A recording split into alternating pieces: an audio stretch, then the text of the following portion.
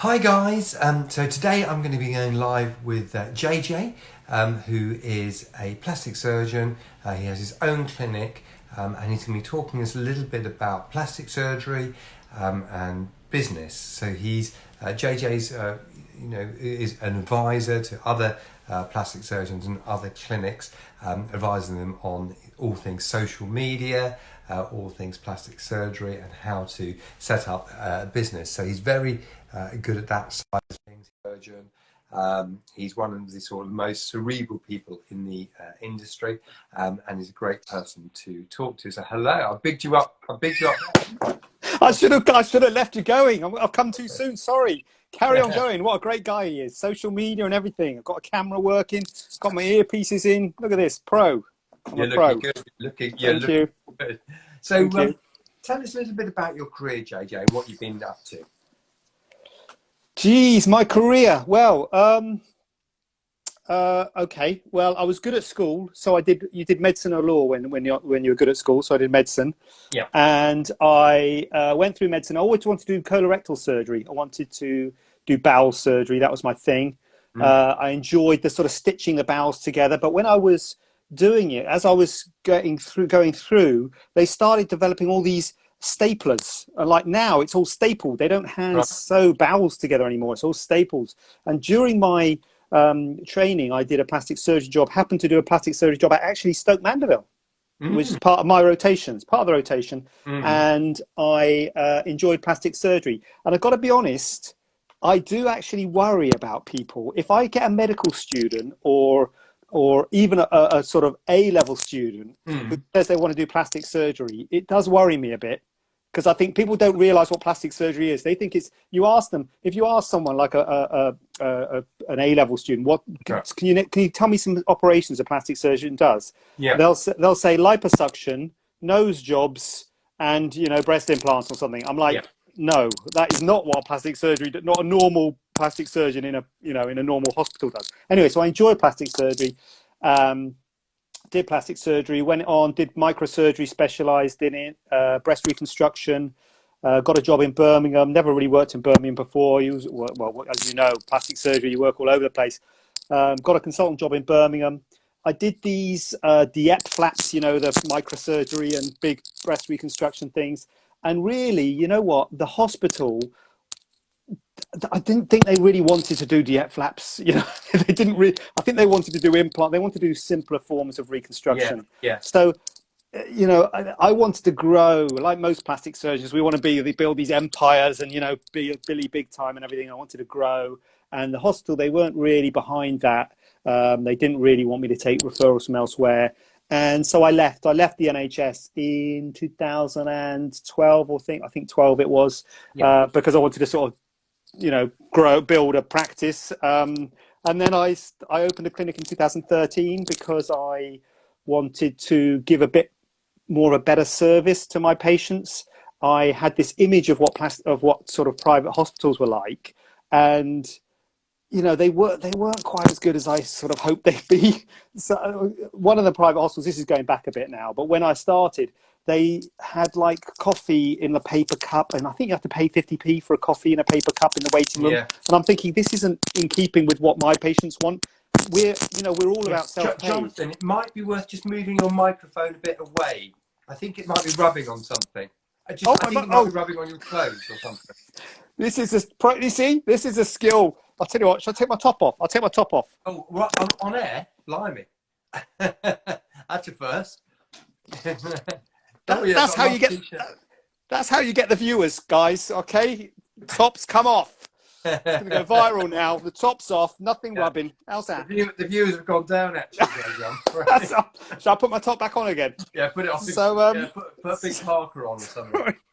Oh, God. Amateur mistake, man. Microphone rubbing. That's day one. Sorry about that. Yeah, don't worry. You couldn't hear it. So your clinic now, and you obviously operate, but you advise other plastic surgeons and other clinics.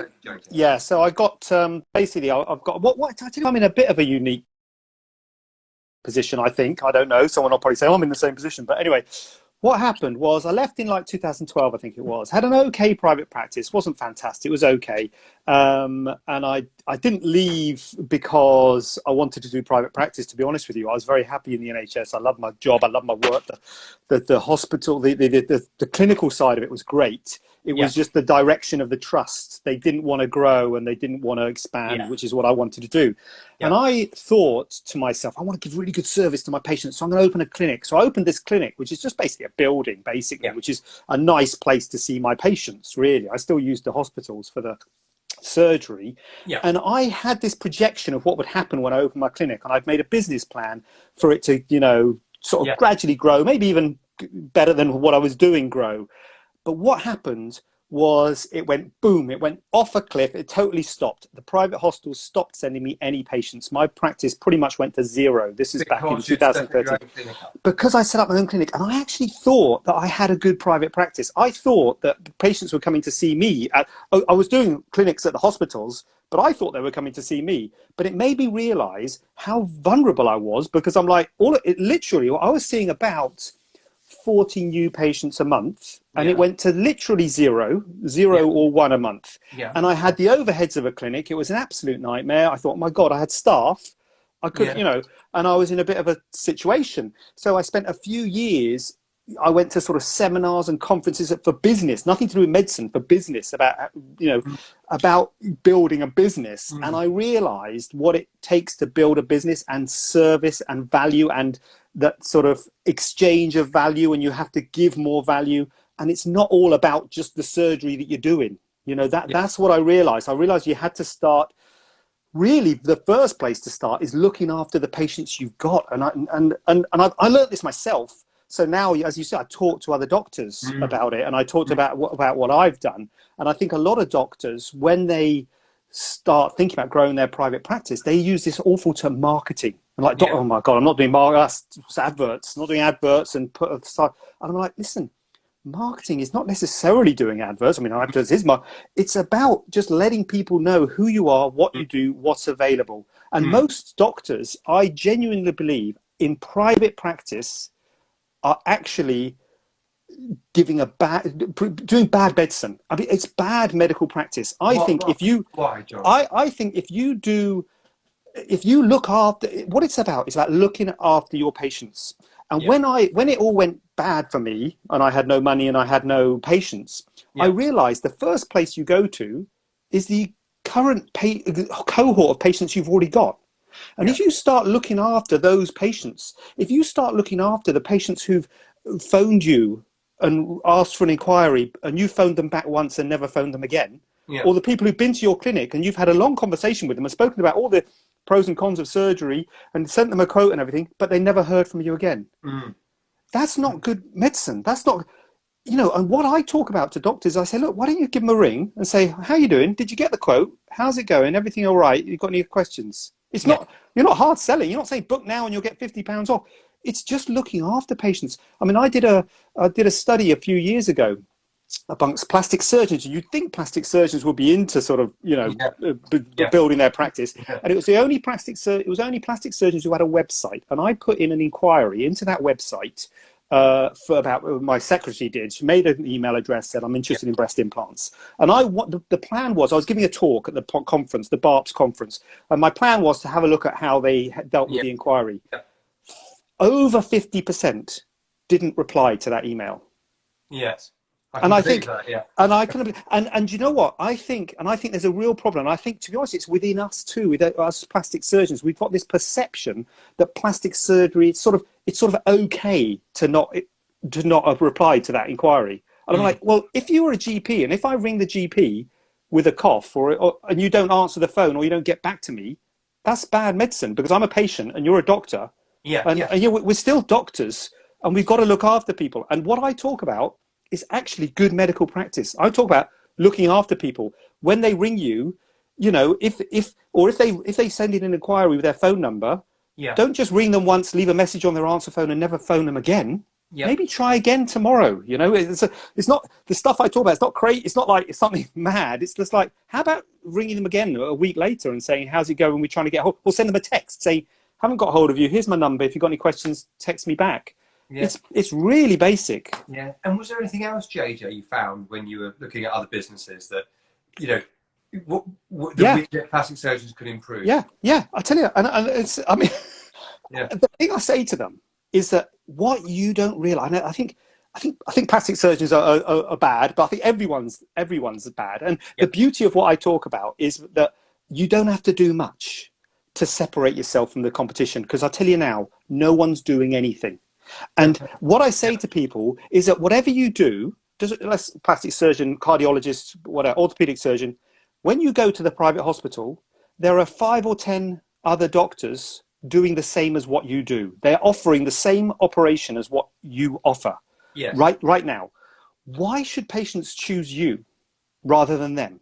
yes, And when you say that to them, when you say that to the cardiologist or the plastic surgeon, right, you're doing tummy tucks. There's 5 doctors right now at Spire, wherever you work at, that does tummy tucks. yeah, Why should I choose you?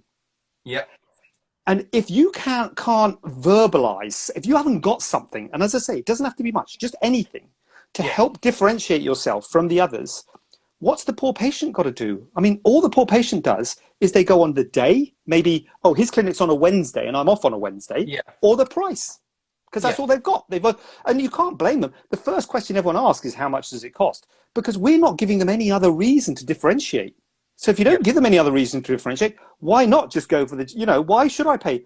And when I mystery shop, I mean, I mystery shop all these people, and I've mystery shopped other orthopedics and stuff. And I said, look, this guy's £100 consultation, the other one's £200. Why? Why is one 200, one? yeah, yeah, Oh, I think they travel a bit. One travels a bit further, and it's the distance. And I thought, sorry, I'm paying his petrol. I've got to pay petrol money for the guy who's paying 200. I mean, yeah, what's that? I'm not going to pay £200 just because the guy travels further. They haven't got anything credible to say. yeah, This is the extra value that I give. This is why you should choose me. It's the elevator pitch, the Dragon's Den. Why me and not the other guy? yeah, And no one's even thought about this. yeah. So JJ, when you go into a business, what's your process? What do you do first? My structure when I first talk to someone is to do a SWOT. Yeah, SWOT, yeah, strength, yeah, weaknesses, yeah, opportunities, threats. You do a SWOT analysis, yeah, and then we come out from that with generally sort of 3 priorities. The way I try and structure it is I do this with other people because I did it with myself, and I yeah, do it myself, and I get priorities, and I try and get 3 priorities, and you may aim that for those priorities to be priorities over a year, and you break it down into quarterly. So you have annual priorities and quarterly priorities, and what I try and do is try and say that every week or 2 weeks, we try and make movements towards those priorities. yeah, And yeah, it's all about, it comes down, that square with urgent and important yeah, thing. yeah, It's yeah, the not urgent, but important stuff. It's doing the not urgent, but important stuff. And what it boils down to is engaging with your yeah, patients, the people who already know about you. It's not about it's about yeah, putting in systems and processes to engage with people who have already got into your website or has sent you an email or something like that, and it's putting in systems and processes to yeah, engage with them and to give them a reason to want to come and see yeah. you. So there are 4 things, aren't there? There's the urgent important, yeah, the Mm, urgent not important, yeah. the non-urgent but important, and the non-urgent not important. Just draw it exactly, Yeah, and we all do. The urgent important is. I mean, the problem is, and I think this is a nubbins of what we are hardwired as doctors. We yeah, are yeah, hardwired as doctors to have start your day at 9 o'clock or 8 o'clock with a ward round, then a clinic at 9 o'clock. Every yeah, 15 minutes you see a patient, then you do an operating yeah, yeah, yeah, list. That is all urgent, important stuff. You got to do the clinic at 9 o'clock, and you got to do the operating at 2 o'clock because that's when the list starts. So we are hardwired to do the urgent, important yeah, stuff, and we're very good at that. We're very good at doing that stuff, yeah, but we're not good at all at doing the not urgent but important stuff, yeah, especially when you're a consultant.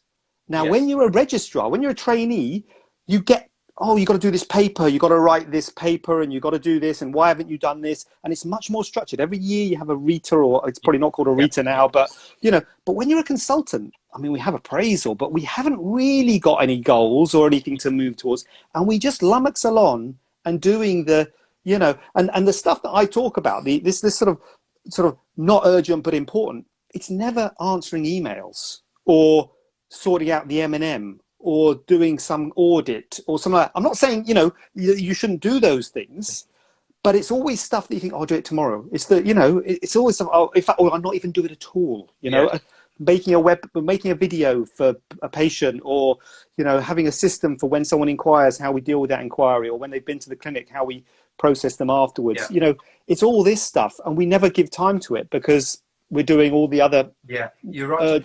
So JJ, that 15 minutes has gone by in an absolute flash. So, yeah, so we're going to have to revisit this. But for everyone out there, your challenge tomorrow is to do one non-urgent. Today, my friend. Now. Today. Now. Do it now. Why not? Do it now. So when this call is finished, I'm just about to go and do an important non-urgent job. Yeah. If you saw someone in clinic last week or last month, do a video for them now. Just say, how's it going? Just like check in. How's it going on the lockdown? If you need anything, let me know that you're here. Maybe not you, Adrian, if you don't want to get, but if you want to get more patients, do it right now. That's it. Do a video right now of yourself. Right, now, video of yourself. How's it going, Sandra? I saw you before the lockdown. Hope it's all doing well. We're still opening. I'm still doing my virtual consultations, and we're hoping to open up in the next few months. I was just thinking about you. Yeah. JJ, you've got the Mara, Fliss Thompson, that says, love JJ. That's good. Thank you. Thank you. That's what we do. Well done, Fliss. I told her to come on. Where's the others? Where's all my other people? Come on, guys. Come on and make me look good. There's only one, I'm afraid. JJ, brilliant talking to you. Can we talk again very soon? Because anytime. Brilliant. Love JJ, to. see you later. Thanks, Adrian. Speak to you soon. Care. Bye. Bye.